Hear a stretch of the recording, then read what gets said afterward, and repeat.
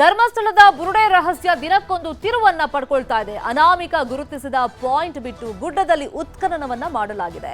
ಬಂಗ್ಲಾ ಗುಡ್ಡದಲ್ಲಿ ಅಸ್ಥಿ ಪಂಜರ ಪತ್ತೆಯಾಗಿದ್ದು ಮತ್ತೊಂದು ರಹಸ್ಯ ತೆರೆದುಕೊಂಡಿದೆ.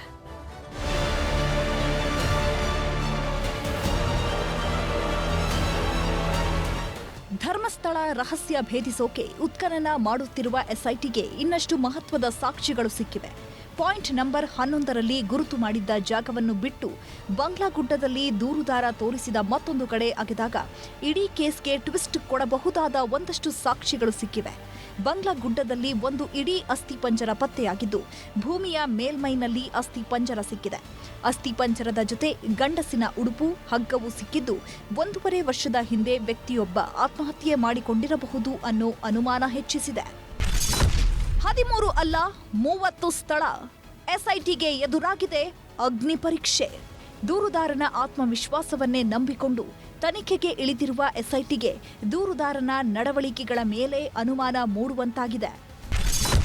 ದೂರುದಾರನಿಗೆ ಜುಲೈ 11ಕ್ಕೆ ಸುಲಭದಲ್ಲೇ ತಲೆಬುರುಡೆ ಸಿಕ್ಕಿದ ಹೇಗೆ?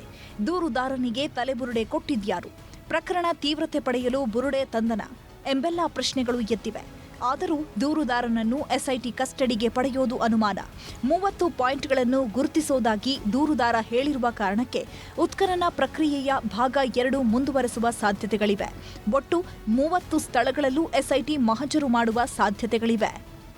ಮುಸುಕುಧಾರಿ ವ್ಯಕ್ತಿ ತೋರಿಸ್ತಾ ಇರೋ ಜಾಗಗಳಲ್ಲಿ ಹುಡುಕಾಟ ನಡೆಸೋದಕ್ಕೆ ಎಸ್ಐಟಿ ಒದ್ದಾಡ್ತಿದ್ರೆ, ಇನ್ನೊಂದು ಕಡೆ ಮತ್ತೊಬ್ಬ ದೂರುದಾರ ವ್ಯಕ್ತಿ ಎಸ್ಐಟಿಯ ಕದ ತಟ್ಟಿದ್ದಾರೆ. ಅವರೇ ಸಾಮಾಜಿಕ ಹೋರಾಟಗಾರ ಜಯಂತ್ ಟಿ. 2002-2003 ಅವಧಿಯಲ್ಲಿ ಧರ್ಮಸ್ಥಳ ಭಾಗದಲ್ಲಿ 13ರಿಂದ 15 ವರ್ಷದ ಶಾಲಾ ಬಾಲಕಿಯ ಶವ ಸಿಕ್ಕಿತ್ತು.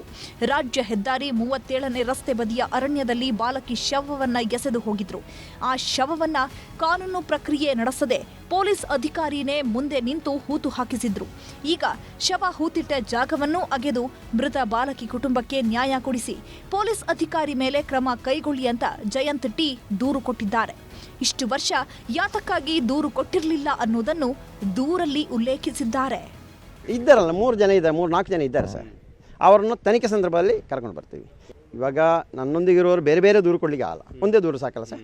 ಅದರ ಪ್ರಕಾರ ಅವರು ಒಟ್ಟಿಗೆ ಇರ್ತಾರೆ ಸರ್. ಘಟನೆ ನಡೆದ ಜಾಗದಿಂದ 1 ಕಿಲೋಮೀಟರ್ ಇಲ್ಲ, ಒಂದು ಅರ್ಧ ಕಿಲೋಮೀಟರ್ ಹೆಚ್ಚು ಮೇಲೆ ಇರುವರೆ. ಹೌದು ಸರ್, ಮುನ್ನೆಂತ ಹೇಳ್ತಾ ಇದ್ದೀನಿ. ನೋಡಿದ್ರೆ ಹೌದು, ಜೀವಂತ ಸಾಕ್ಷಿ ಹೌದು, ಪತ್ರ ಅಲ್ಲ ಜೀವಂತ ಸಾಕ್ಷಿ ಅಂತ ಹೇಳ್ತಾ ಇದ್ದೀನಿ. ಜೀವಂತ ಸಾಕ್ಷಿಯವರು 4 ಜನ ಇದ್ದಾರೆ ಅಂತ ಹೇಳ್ತಾ ಇದ್ದೀನಲ್ಲ ಸರ್. ಹೌದು ಸರ್, ಊತಾಕಿರೋ ಮತ್ತೆ ಇನ್ನಿಬ್ಬರು ಆ ದೂರದಾರರು ಇನ್ನೂ ಅವತ್ತು ಕರೆ ಮಾಡಿ ಹೇಳುವರು ಇನ್ನೂ ಬೇರೆಯವರು ಇದ್ದಾರೆ, ಎಲ್ಲವೂ ಇದ್ದಾರೆ ಸರ್. ಅಂದಾಜು ಇವಾಗ ಊತಾಕಿರೋದು 2-3 ಜನ ಇದ್ದಾರೆ ಅಂತ ಕಾಣಿಸ್ತೆ. ಮತ್ತು ಗಾಡಿ ಡ್ರೈವರು, ಪೊಲೀಸ್ ಅಧಿಕಾರಿ ಮತ್ತು ಇದ್ದಾರೆ ಸರ್. 4-6 ಜನ ಇರ್ಬೋದು ಸರ್. ಅದು ನಾನು ಹೇಳಿದ್ವಲ್ಲ, ನಾವು ನೋಡಿದ್ದೀವಿ ಆ ಮೃತದೇಹವನ್ನು, ಮಣ್ಣು ಮಾಡಿದು ನೋಡಿದ್ದೀವಿ, ಅದೇ ಇರೋದು, ಬೇರೆ ಯಾವ ಪರಿಚಯ ಇಲ್ಲ. ನಾನು ಅದರ ಪ್ರಕಾರವಾಗಿ ನಾನೊಂದು ಟೈಮ್, ಆ ಟೈಮ್ ನನಗೆ ಗೊತ್ತಾದ 2000ದಿಂದ RTIಯಲ್ಲಿ ತಗೊಂಡಿದ್ದೀನಿ. ಆ ಒಂದು ಠಾಣಾ ವ್ಯಾಪ್ತಿಯಲ್ಲಿ ಹೆಣ್ಣುಮಗಳು ಕಾಣೆಯಾಗಿರೋದಿದೆ, ಅದು ದಾಖಲೆ ಇದೆ ನನ್ನ ಹತ್ರ. ಪರಿಸ್ಥಿತಿ ಇಲ್ಲ ಅಂತ ದೂರು ಕೊಟ್ಟರೆ ದೂರು ತಗೊಳ್ಳೋರು ಇರಲಿಲ್ಲ. ಅಲ್ಲೇ ಮಣ್ಣು ಮಾಡಿರೋದೇ ಅಧಿಕಾರಿಯವರು.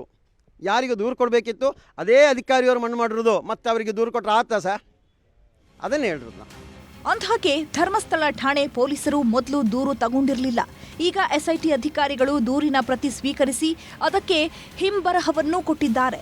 ಯಾವ ಠಾಣೆಯಲ್ಲಿ ಪೊಲೀಸರು ದೂರು ಸ್ವೀಕರಿಸಿರಲಿಲ್ವೋ ಅದೇ ಧರ್ಮಸ್ಥಳ ಠಾಣೆಯಲ್ಲೇ ಜಯಂತ್ ದೂರಿನ ಮೇಲೆ FIR ಕೂಡ ಆಗಿದೆ.